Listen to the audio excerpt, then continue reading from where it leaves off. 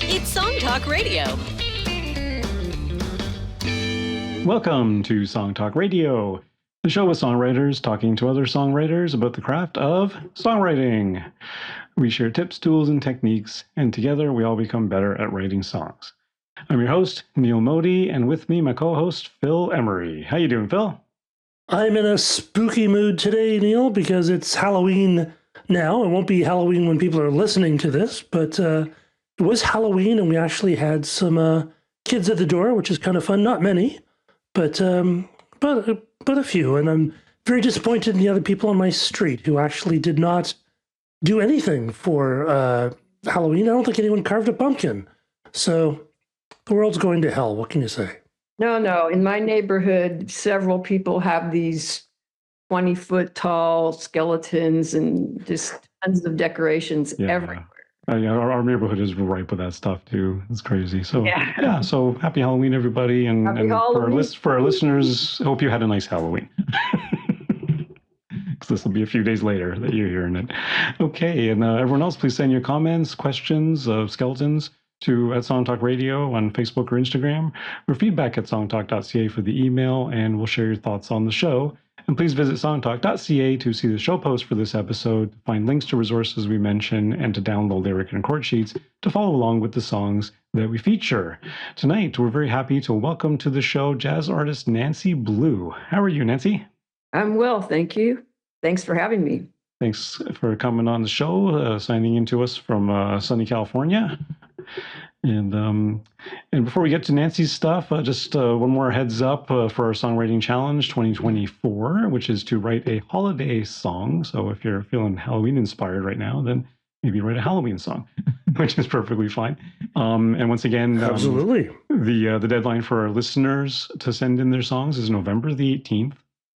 And of course, later on in November and December, we'll be sharing the listener songs on the podcast. So if you write a holiday song and send it to us, email us at feedback@songtalk.ca and attach an MP3, a lyric sheet, and a paragraph or two about your songwriting process. And that will be very helpful for us to understand the context and to read your intro on the air and then talk about your song, which is great fun for the last few years. We've been doing the challenges and showcasing our listeners, which is really, really cool. It's been a blast, and we've got some great submissions already, and even from some of our past guests, which is so cool. Yeah, which is awesome. So they're continuing to roll in. We're bound to have some really good episodes this year on talking about holiday songs, and looking forward to that. Okay, Nancy Blue has about 50 songs completed, many of which are similar to jazz standards. One person described her song Darn Good Things as like a classic holiday song, not the lyrics, but the melody and the chords. But now it's a new time. She began the jazz focus in 2012. Now she's on to making an album with a soul, disco, funk, pop grooves. She's a late bloomer and hopes to inspire folks over 50 who haven't begun to be a musician, painter, business owner, dancer, etc., to do that thing now and to not listen to anyone saying they can't do art or be creative or own a business because of their chronological age. Okay, so let's get started by listening to Nancy's song Bumblebee. And remember, you can find the lyric sheet on the show post at songtalk.ca to follow along. Okay, let's hit it, Phil.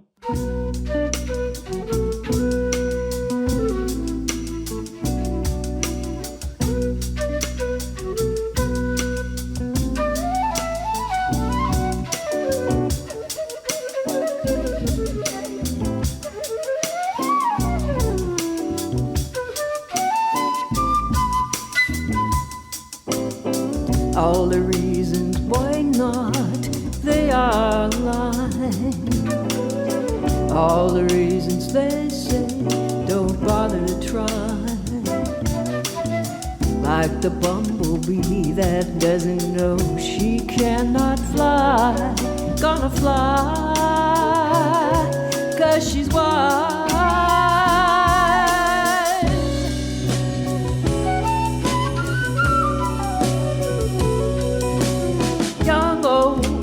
Dumb, smart, fat to thin. Don't have the time, why bother to begin? No one's ever done it, or they already have.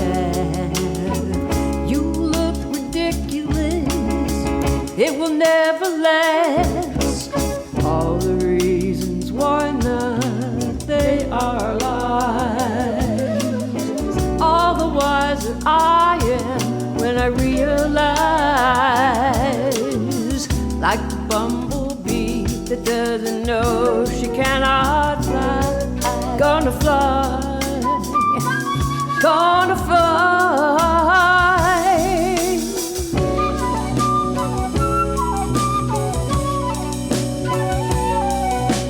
Left-wise, right-wise, what do I see? All around, they're coming to me. Gonna meet 'em, all the wise, when I fly, when I fly.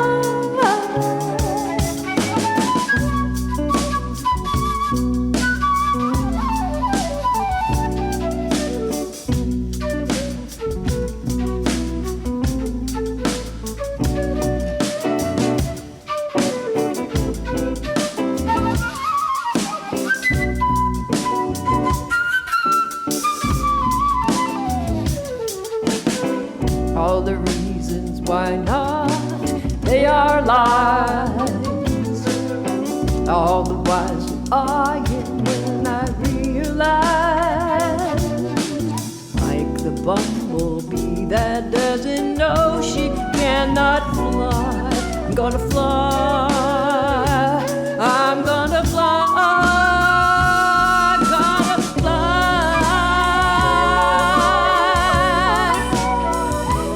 gonna fly.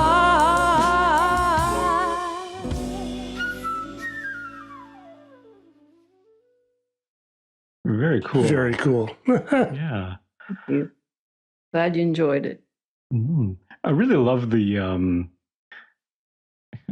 flute.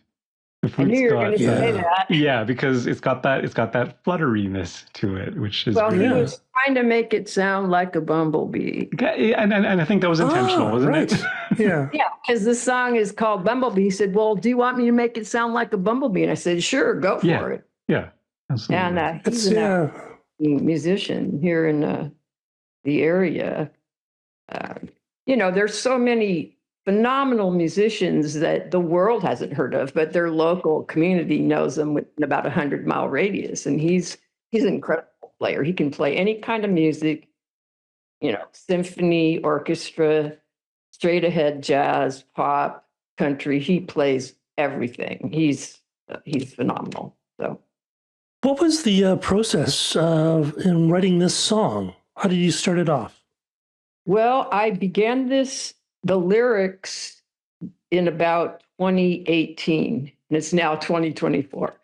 So I tend to have lyrics, and then I kept reworking them over those years. And then I was in a little trio in 2022 with some players, and I wanted something to play with the group. So I said, okay, I'll go finish this song, Bumblebee.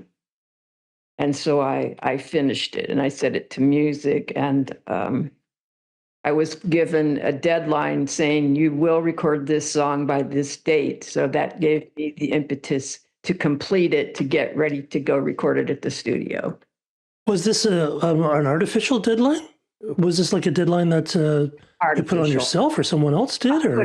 I put on myself with the help of a friend who just wanted me to follow through with my goal. Very smart. He's So just not part of the music industry. Were the final? You have to do this.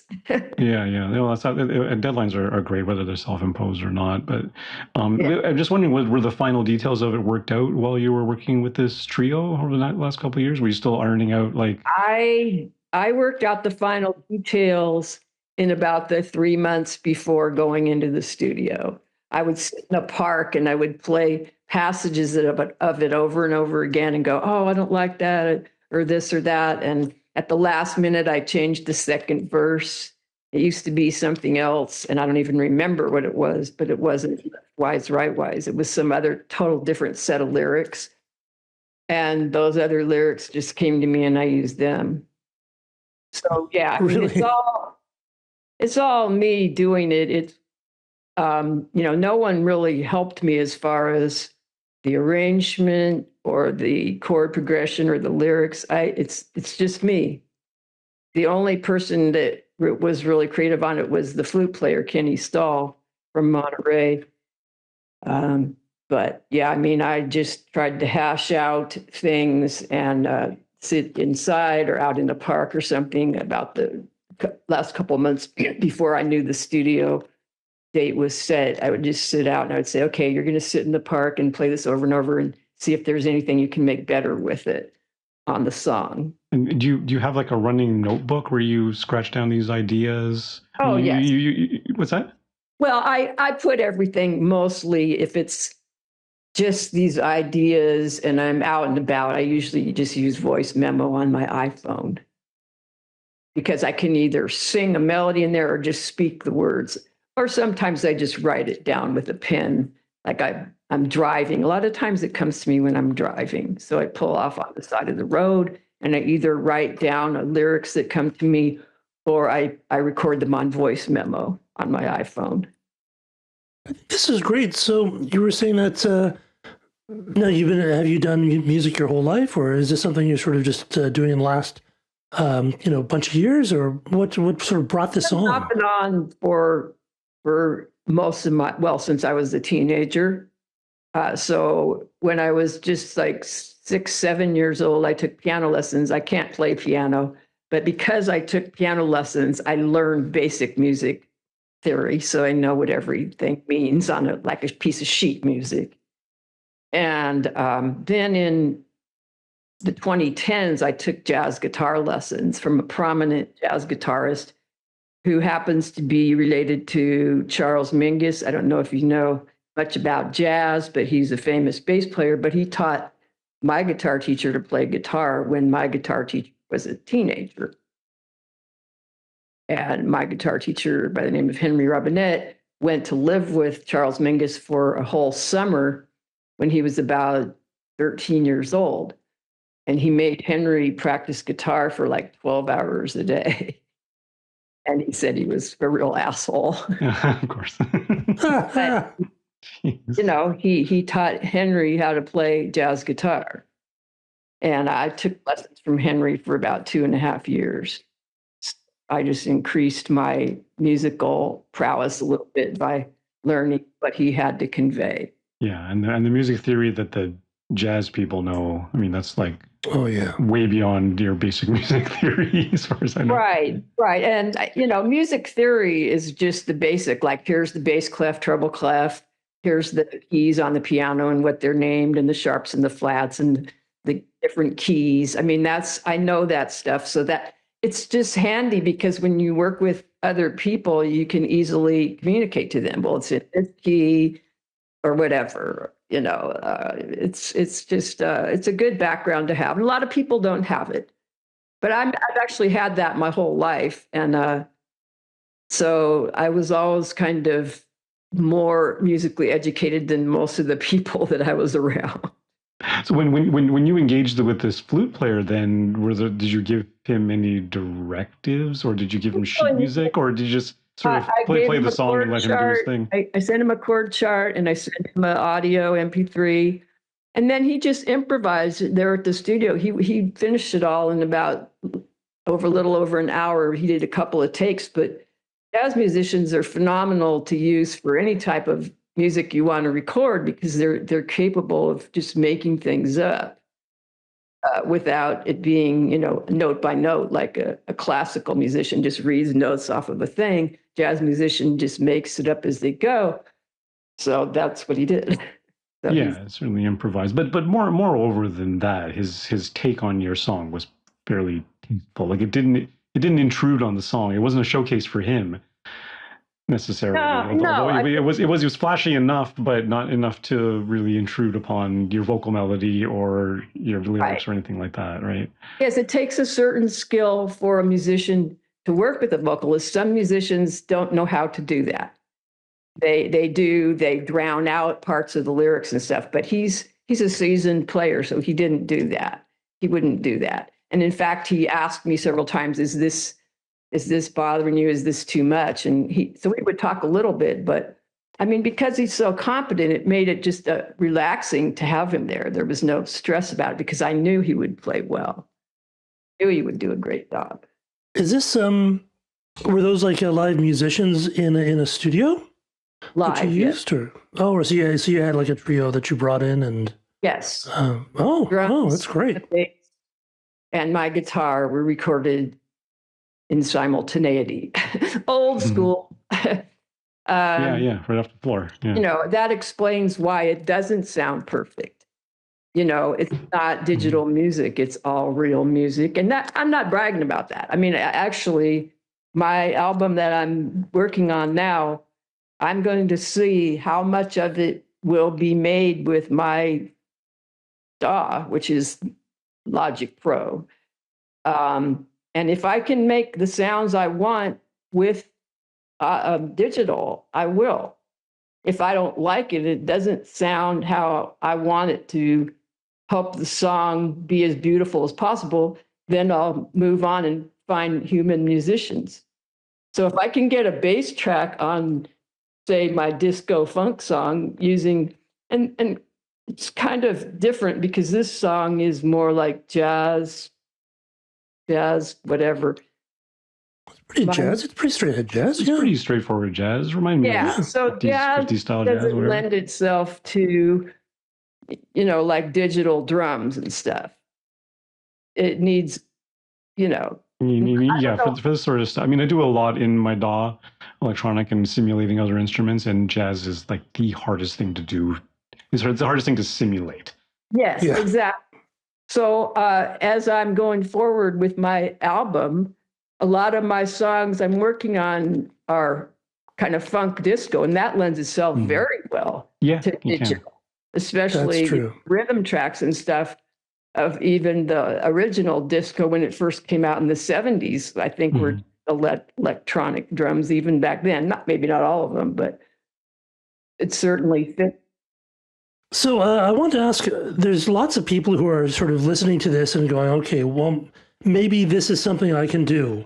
So if let's say you're talking with someone who's maybe, you know, in the same way that you have, has sort of had music part of their lives and thinking, okay, I want to actually do something. What would you advise them? How would you tell them to go about and achieve your goal? Well, that would depend. What is their goal? Is their goal they want to record an album or what? Yeah, let's say record an album.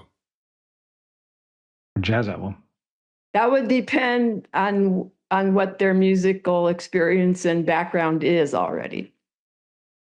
No, but just say there's someone who's spent, you know, say a singer-songwriter who's, you know, done a lot of folk or pop or folk pop sort of thing, and wanted to, you know, explore a little bit into the jazz realm. Because to be honest, a lot of our guests and a lot of our listeners are in that kind of space, and say they wanted to explore a little bit the jazz thing.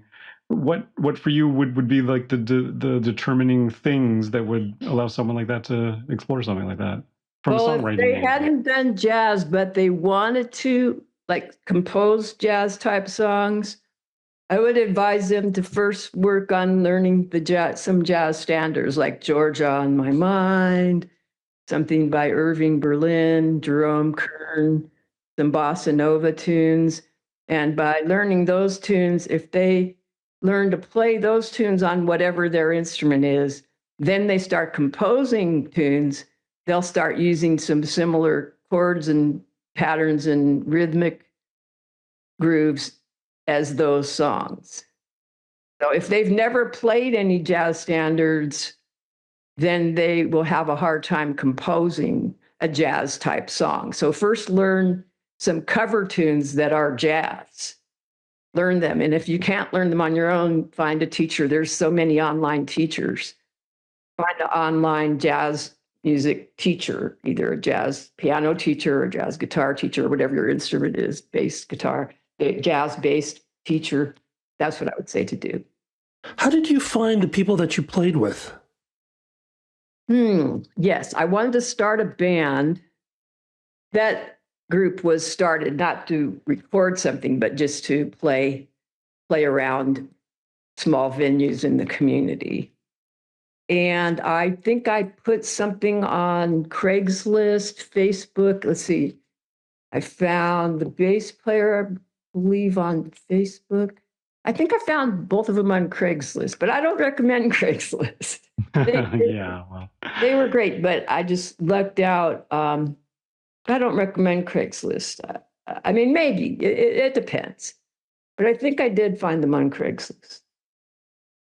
So you just got them together, and then you started. Did you meet at someone's house or at a rehearsal studio? Yes. We practiced a lot of songs. This is just one of the songs. They learned several of my original songs, but we only recorded this one. But we would practice for a while. We were practicing once a week, and then we played at a few venues around, like wineries and little eateries and stuff. But we never became a growing concern, and eventually we fizzled out. And I just feel like those things are for the best, because it's just showing that it's time for another phase in your musical life to move on. So, Very wise. yeah. Yeah, and then sometimes getting out there and playing the stuff live gives you an opportunity to really get some audience feedback and can continue to tweak the songs even more. Did you do any of that, or were the songs pretty solidified by the time you guys hit the stage? Actually, we practiced my original songs a number of times, because they were more like rock musicians who were just getting into jazz. So it took them, they had to focus to play some of these other songs I wrote were jazz swing.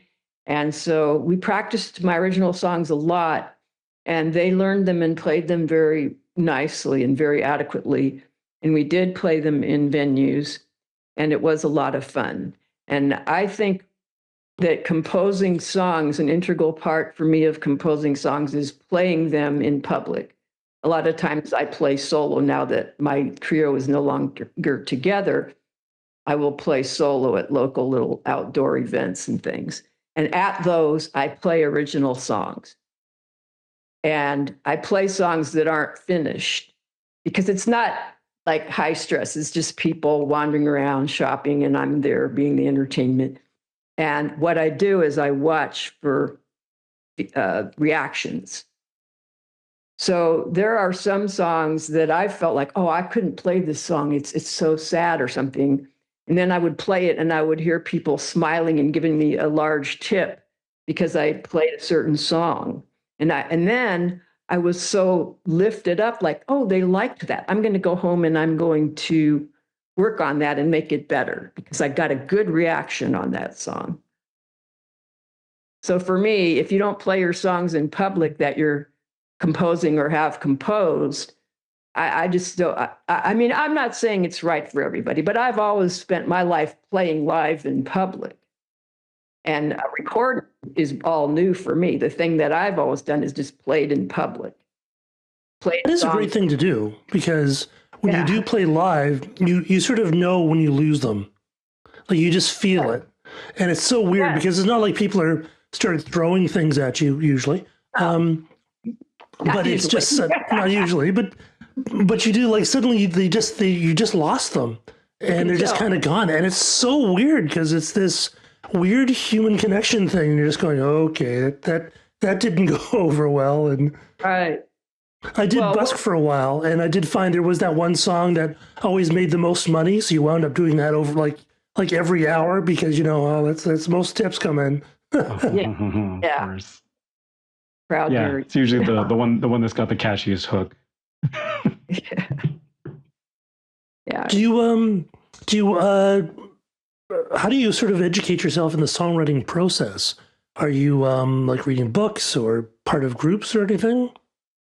I've recently joined a number of groups. It's more for the recording process, but a little bit in the songwriting process. But yeah, I read and listen to everything I can get my hands on. That's how I found your podcast. I listen to people talking about songwriters or interviewing songwriters. And it's changed, my whole life, just to hear sometimes a songwriter talking about who they are and what they do. because when I hear them, I say, that sounds just like me. I mean, everything they're saying is resonating with me so strongly, and it keeps on driving me like, yes, this is what I am. This is who I am. And I'm not well known, or I have no fame or street cred, but it doesn't matter to me because it's more me just enjoying my life and enjoying being who I am, which is a songwriter. And so, if I get 1 like or 3 million likes, it's just, that's not my point. I mean, it sounds like you're very dedicated to the craft. So that you're constantly ingesting all this stuff, and some of it's positive reinforcement, or maybe a lot of it's positive reinforcement. But is there anything that stands out that maybe you heard something on an interview or in a group somewhere that suddenly sort of lit a light bulb in your brain and be like, wow, I want to try that. I've never tried that before. Or that's kind of remarkable and something that actually worked for you? Well, with so many creators, not just music field, but also like authors, poets, what have you, this thing that keeps coming up is how they went through something, trauma, challenges, hardships, or so many, they seem like, I have low self-esteem.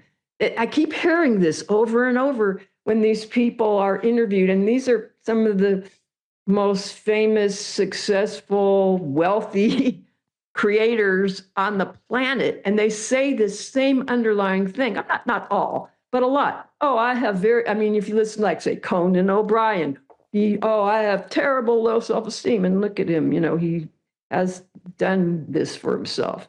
Whatever I listen to a lot of comedians too. It's across all: actor, comedian, music field, authors, low self-esteem, big time trauma in their life, and how somehow this act of creating in their chosen area has catapulted them beyond the trauma. And they no longer have it. They have it, but it's not any longer weighing them down and leaving them just depressed and traumatized. They had trauma. They don't have it. They had it. Mm-hmm. And now the expression of the art is a way of dealing with it in a lot of ways, yes, right? Yes, that's what I keep hearing. The way they dealt with it was to create.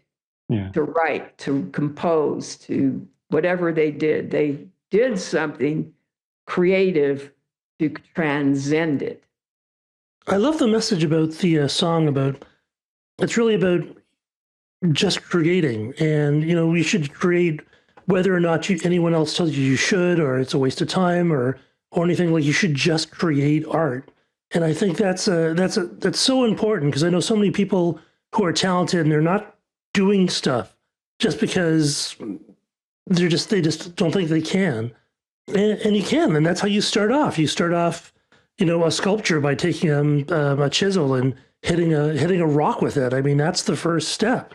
It might take you a lot of chisels to get to, where you want to be, but that's how you start. And, you might wind up slightly off where you thought you're going to start, but I think that's a great message. I think we need more people doing that, because it's so easy with all the American idols and X Factor and all that stuff, that the talent where they judge talent, and I hate that so much. Yeah. I don't even like music.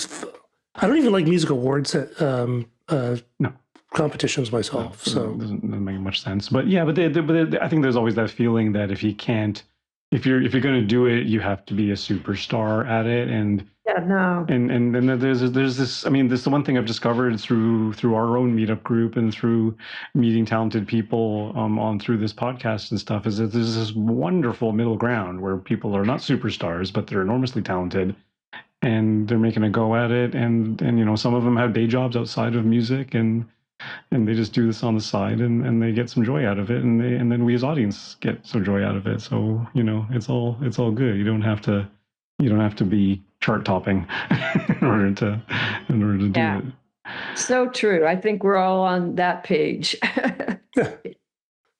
Well, interestingly enough, I was trying to be a professional musician in my younger days. And, we had management and all that stuff and talking to labels and things. And I just got so burnt out and I just hated it. And then I just sort of figured, okay, that's not going to happen. I just started doing music for myself. And I became a way better musician and a way better songwriter. And it was much more fun because I wasn't trying to make it. So it's just all about finding your place, finding your people is what you said, I think, for the show, Yeah. Find your friends to create with and enjoy and love that, because that's a gift. I mean, so many people might have to go to their job all week from 9 to 5 around people that really aren't their people that they just put up with and hopefully don't strangle each other. And that's bad, and it's bad and everything. And so if you do this thing that you love, and the interesting thing is that a lot of times money comes, not gobs of money, but people think, well, I have to earn money and do this, and so I can't just go be an artist.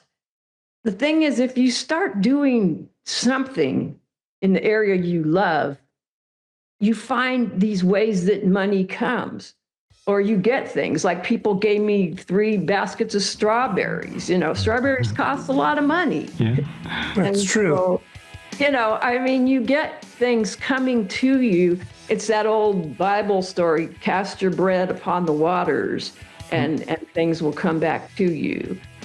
And, if you don't require to be a billionaire, if your goal is to be a billionaire, don't listen to anything I'm saying, because obviously, but my goal isn't to be a billionaire. And I don't honestly think it would make me happier to be, I need a certain amount. I need to have plenty of food and heat and air conditioning and a car that's very dependable. But beyond that, do your thing. That's all you need. Yeah, just do your thing. Absolutely. Yeah. It's a great message and a great song to communicate that. That's really cool. Okay, I think I'm hearing the band. I think that's about all the time we have on Song Talk Radio. Special thanks to Nancy Blue. Thanks for being on the show. Thank you, Nancy. And, where can our listeners find out more about you and hear some more songs? Nancy B. Davis, songwriter.com. Okay, and we will put a link to your website there from the show post for this episode, so be sure to check that out. And we want to hear from you too, so please send your comments on Facebook or Instagram to @SongTalkRadio, or send us an email, feedback@songtalk.ca. And be sure to check out our YouTube channel for live performance videos and full episodes, and subscribe today to the Song Talk Radio podcast on your favorite podcast provider. You can find links to all the products, books, and web services we mentioned on the show on our resources page on the website. And please join us at our next monthly Song Talk meetup, talking about finding your people, whether you're in Toronto for in-person meetups or anywhere in the world for our online meetups. It's free to join on meetup.com and free to attend. Bring a song and a lyric sheet and get constructive feedback from other songwriters. Stop by songtalk.ca for the link. And speaking of finding your people, like that literally is where this podcast was born, is at the meetup. Very I've had true. many collaborations through that meetup, and it's a great place to like we're saying, find your people. You can follow me at neilmodi.com. You can follow Phil. PhilEmery.ca. And Nancy, what's your favorite social media channel? Where do you post your stuff? Well, I don't know. Probably on Facebook or Instagram. I don't always post everything, but I'm working on it. I know, me too. That's okay. Join the club. Yeah. All right. Be sure to follow Nancy there on Facebook. And be sure to stop by our website, songtalk.ca, to browse past shows and find out how you can be a guest. Thanks for tuning in, and keep on writing. Keep on writing. All right. Good night. Good night, everyone.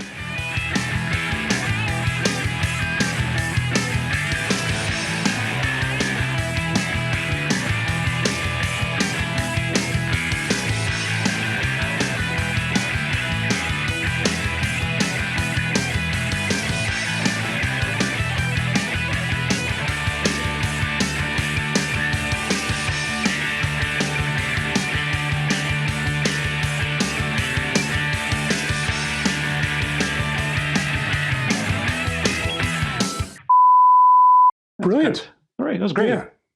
Yeah, that's Fun. that's great. And I love the idea of the flute doing the bumblebee.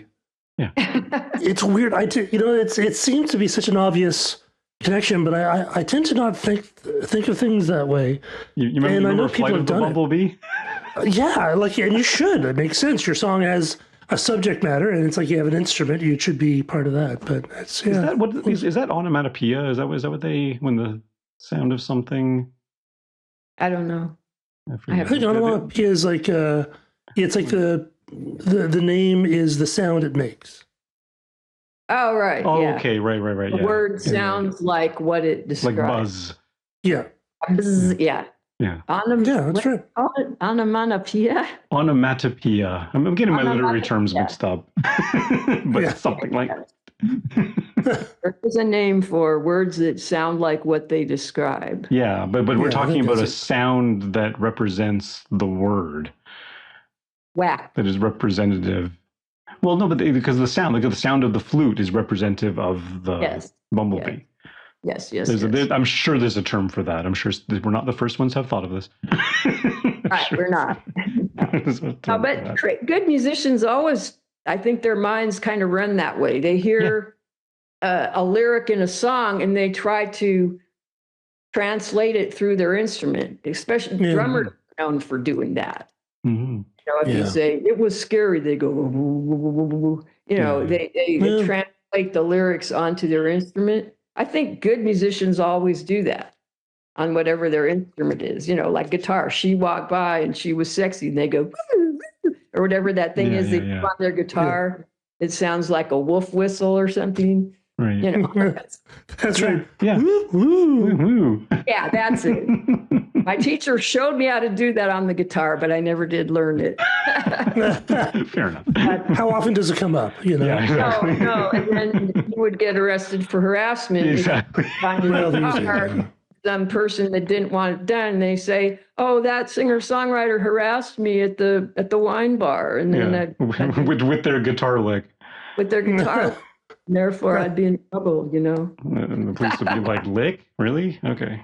Yeah. Unintended. Unintended lick. So whatever. Hey, you guys. So fun talking to you guys. Yeah, it was great. Thanks for coming so on, much. Nancy.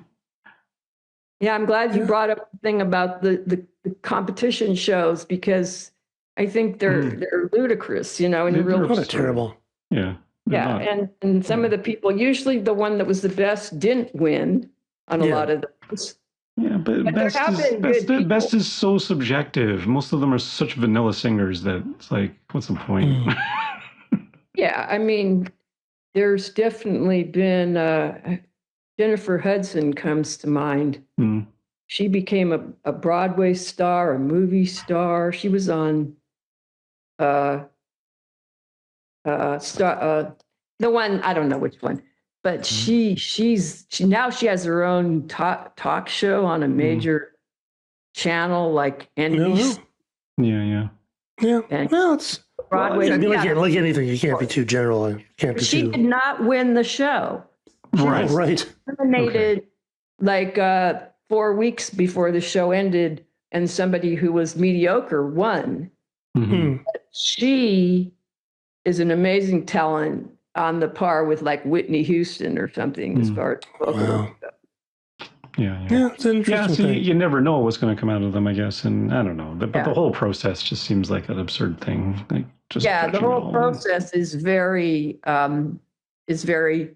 unconducive to actual joy of creation as a composer. Yeah. It's not conducive to joy.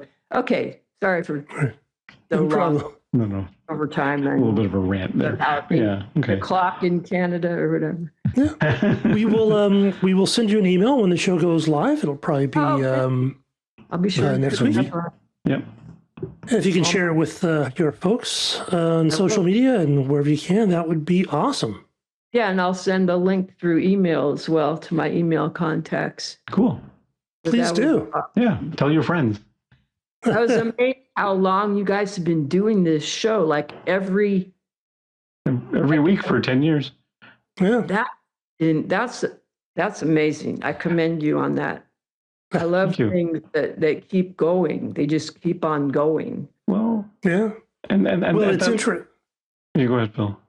Well, Neil reposted our show from the last time Song Talk coincided with Halloween. Yeah. And we had a crew back then. We had like a social media producer, and it was actually a radio show, and it was great because we all sort of dressed up, and it was really fun. Yeah, I saw it on the. I miss that. Yeah, Yeah. I miss those days. It was kind of fun, That seems like a bygone era at this point. It's like, well, yeah, it's live from your community. Live is back again now. We don't have to do Zoom all the time. Well, that's true. Well, true, but even Phil and I are miles apart, right? So, Oh, you're not both in Toronto? No. Oh no, you're No, I'm in St. John's. I'm about as far east as you can get onto in North America. Okay. As a matter of fact, yeah. So it's like Newfoundland. So it's that sort of island off the coast of kind of Quebec, I suppose. And Nova Scotia. If you go to Maine and then keep on going northeast, you kind of get there. You're nowhere near each other. You're like no. Yeah, you're way on the other side. Okay. Yeah, so it's I think about 20 minutes away by car is the furthest east point in North America. So, but on the other hand, we get guests like you from far away. It used to be that you had to be in Toronto on the day and come to the radio station and do it. And we had requests from people from England, from other places that wanted to be on the show to be like, sorry, we can't accommodate you. Now we can. Yeah, but you can also mix, and you can go back and do one in your own place there. Yeah, potentially. It's good to have both. Yeah. It's nice to have both. I didn't go on any Zoom things until a couple of days ago. I mean, during the pandemic, I did. And I said, I'm going to do everything where people are in person because I love in person. Yeah, it is better. Let's not. Yeah, I mean, this is the second thing I've done on Zoom since 2022. Once it wasn't required anymore, I just stopped all the Zoom and I dug up places to meet in person with people. That's the way to do it. Yeah. No, you're absolutely right. But Zoom is good too, because if it wasn't for Zoom, we couldn't do this. We wouldn't do this at all. Yeah. So, but great fun seeing you guys. Yeah, it was great. Thank you so much. Yeah, thanks for coming on. Nice to meet you. And we'll give you a heads up when it's live. Yeah. Happy Halloween. Happy Halloween. Have a good one. Bye. Bye-bye.